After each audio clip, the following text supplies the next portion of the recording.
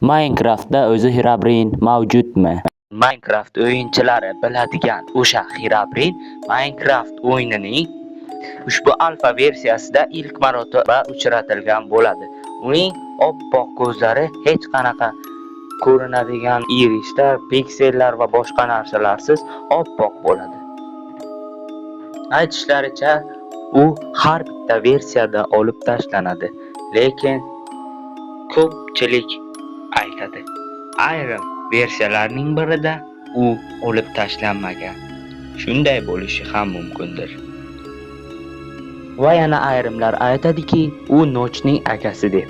Lekin Nochning ham shaxsan o'zi u mening akam emas va mening akam bo'lmagan deya aytadi.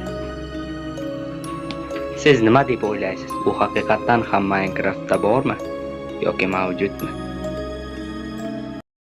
Ko'pchilik Herobrine'ni mana bu narsa bilan chaqiradi.